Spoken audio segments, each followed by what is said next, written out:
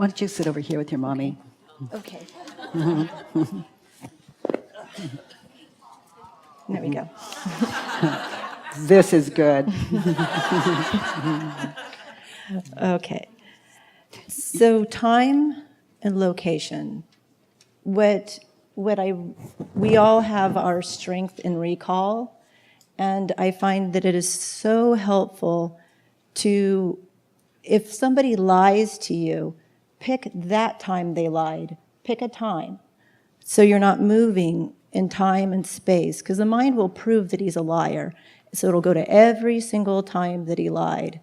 So if you pick that time and just notice, where are you, what's around you, your location, make a memory, a firm memory of here I am. And even if it's kind of vague, just notice whatever you can, because as we answer these questions, we're going to go back to that moment, back to that moment. And I find if I find, I get myself there, it's so helpful to stay there. So I started a worksheet. So I'm horrified with Mr. Crowther because he is humiliating me in front of the class. So I'm standing in front of the class. He has put my paper up on the chalkboard, and I've spelt Jesus with a G. And he's just ripping into me, and the class is laughing. So in that situation, how do you want him to change? What do you want him to do? So I'm not asking me in this chair this question. I'm asking me standing in front of that class, horrified. So I'm going to get very quiet and be there. What do you want? How do you want him to change? What do you want him to do? Number 2 is about the tantrum. It's where I get to just let loose and let it rip.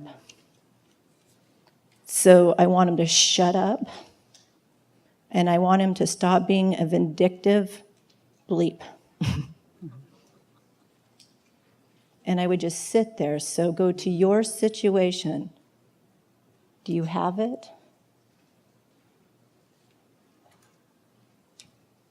So go to yourself.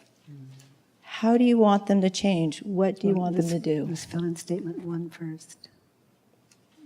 Oh, Let's give them time to fill in statement 1, number Okay. 1. Yeah. in my mind, I thought we did. Yeah.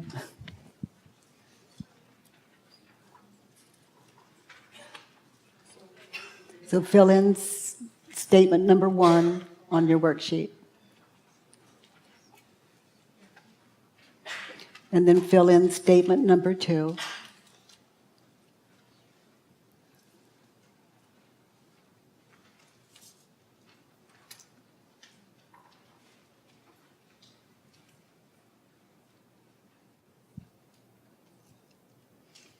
Okay. Do I have any volunteers to read their number 1? I am angry with Mrs. Willis because she didn't protect me when I peed my pants. She sent me to the principal's office. Can you see how long that situation is? Do you see how long? Yeah. So, as that image would create from that moment of peeing your pants all the way to the principal's office. So It was a long walk.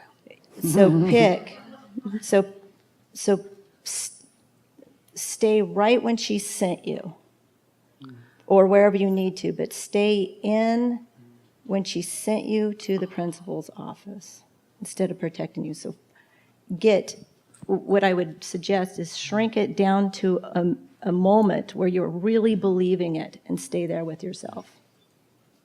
Okay. Does that make sense? Like when she told you to go, or arriving at the principal's office, whichever. Otherwise, Yeah. you could have a 15-minute time where you're She moving. sent me to the principal's office, and then you have the restroom.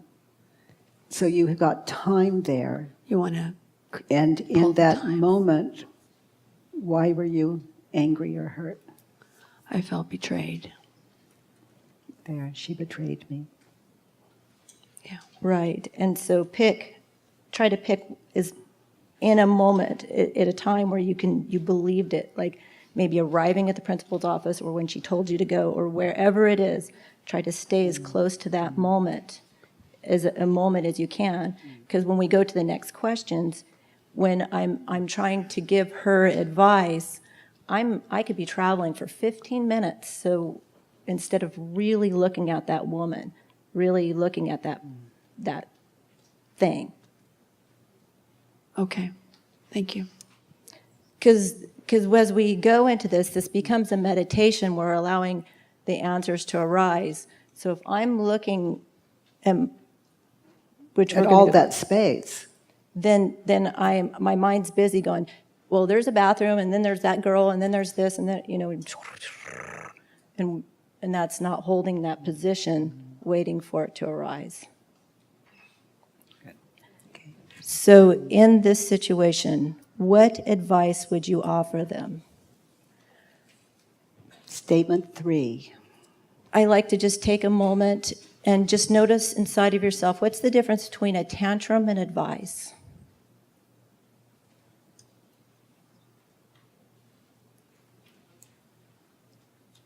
You're being a grounded individual. I think when you're giving somebody advice, you're being functional.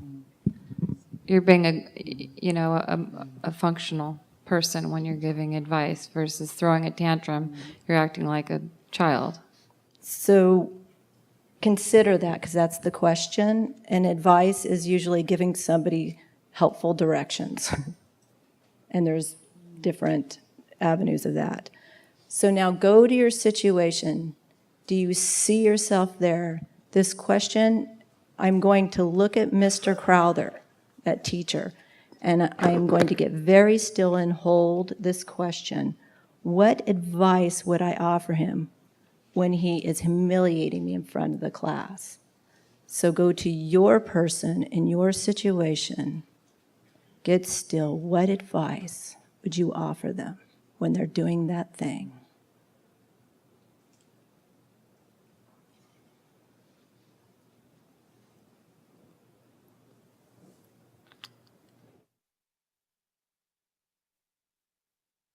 I just want a clarification on that advice part.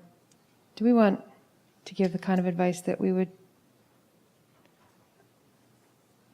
Let Roxanne read hers to you, and that could be very helpful. So he should remember I'm dyslexic. He should notice it feels bad to be cruel to me. And what was starting to come up too is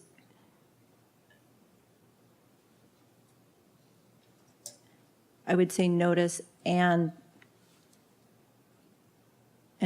say something about all the effort I put into it. Okay, that's helpful. Thanks. Because I want to get my way in number one. Whatever I wrote in number one, I want to get my way. So I'm going to advise that person Okay. so Give I him can some get good, my way. Good advice. Helpful Yeah. advice. See, even though And let's keep it simple without overanalyzing it. Just what advice would you offer them? That's fine. That Yeah. works. Yeah. Yeah. Good.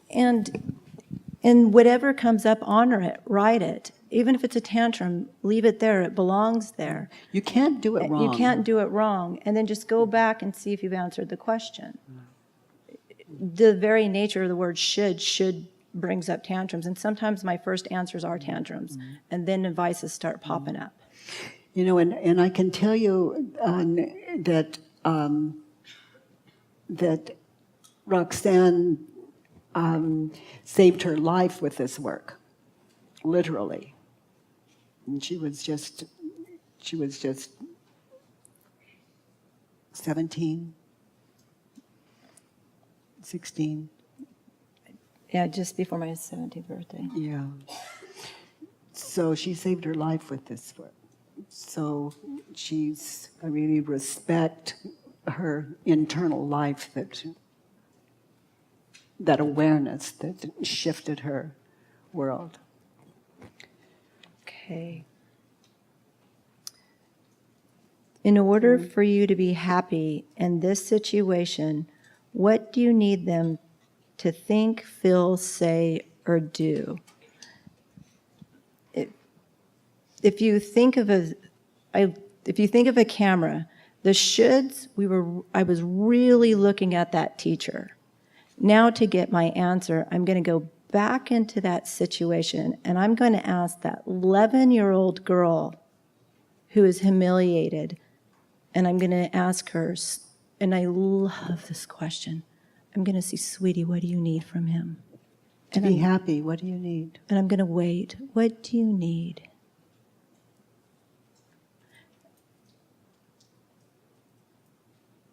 And she'll tell you, if I wait, she'll answer.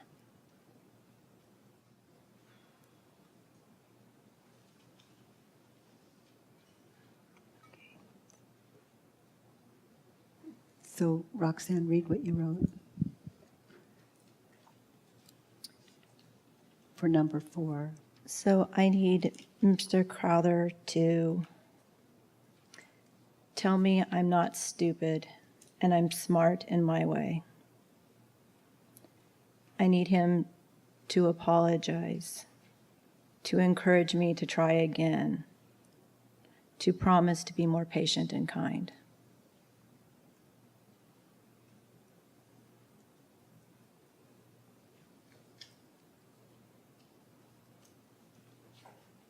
Simple, huh?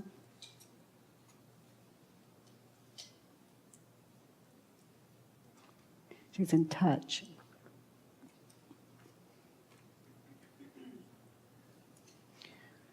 And she didn't have to guess. She just waited, and it was there. From that position and moment.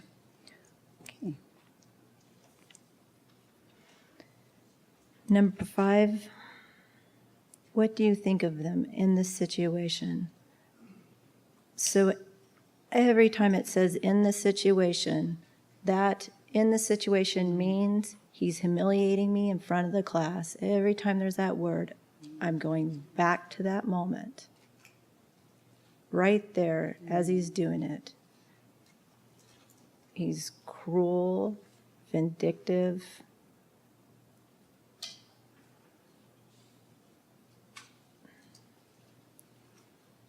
a jerk, a bully.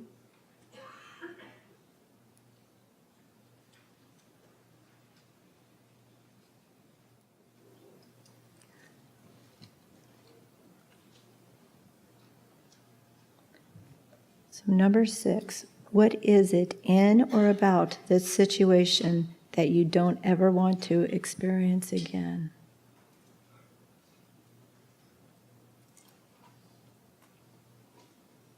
So please fill that in.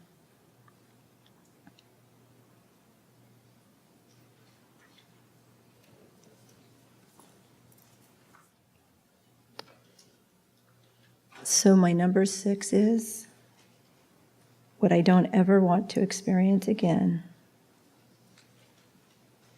is I don't ever want him punishing me for what I can't do.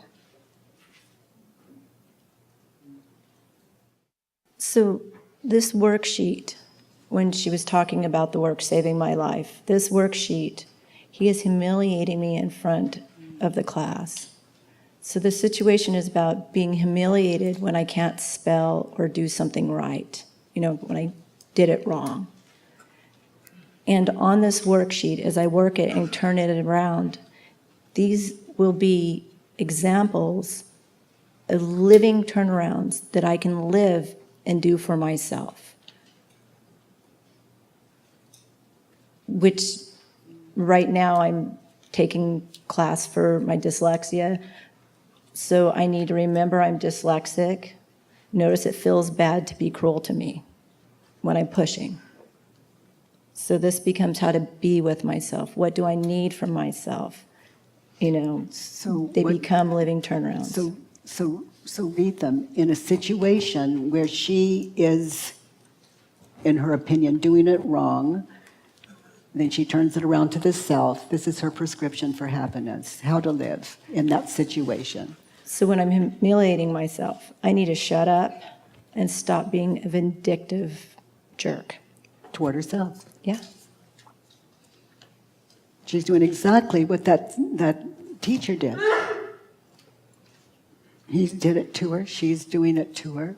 So this is what she needs. This is what she wants for herself, how to live. And the next one. Remember, I'm dyslexic. Notice it feels bad to be cruel to me. She's turning around her written statements.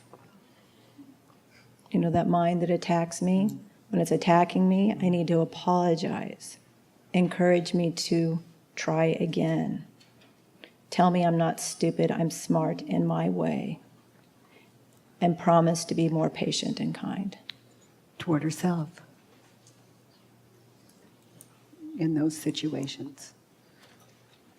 Okay, because we can't expect other people to give us what we find it impossible to give ourselves.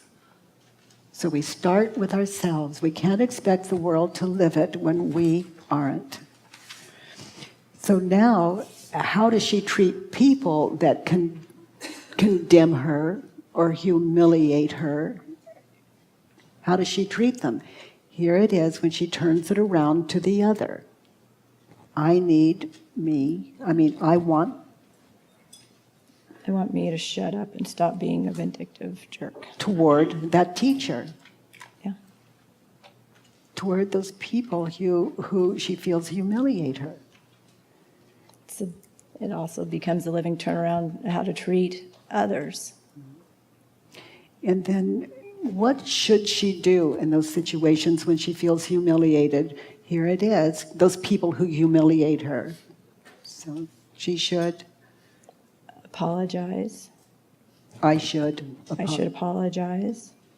Encourage me to try again, or encourage others to try again. Yeah.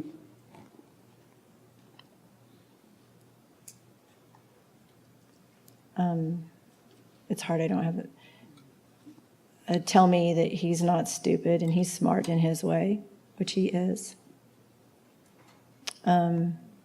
Promise to be more patient and kind to him. Yeah. Why? Because she's going to feel better that way. And he needs it. It's all, you really did. He They did. carried him away at some point. Into an institution. And she went to the institution of inside herself, and he took another trip. I'm just going to take a leap and say this. So, you know, I was so mean to me back then. I would say I was stupid. I wasn't trying. Everything they said, I did. I was so cruel to me, just dumb, stupid. I've been doing that since I was 6 years old. These turnarounds, this is how, when she says save my life, I mean, I had such bad addictions I couldn't even function. And these became how I owe that little girl and her whole life an amends. If I live this every time I encourage me, I'm making it right. With that little girl. This list also is how to make it right. I need to apologize. When I attack myself, I need to apologize. Just like if this would make it right for him towards me, then it has to be true the other way. I owe this to me. I've been so cruel to me. And turned around. Tomorrow at 9 o'clock, I'm in a session. I need to encourage me, apologize every time my head attacks, and remind me I'm smart in my way, and start over and promise to be patient and kind. This is what I do tomorrow in session. Here it is. She's in a dyslexia session tomorrow. One more time. One more time. Thank you. Thank you. I look forward to, I'm willing to. She told me yesterday, she said, Mom, in that session, I just cried and cried and cried. You know, they're putting things in front of her that she can't do yet. And she just keeps going back because she's making amends to that little girl. And it's giving her life back.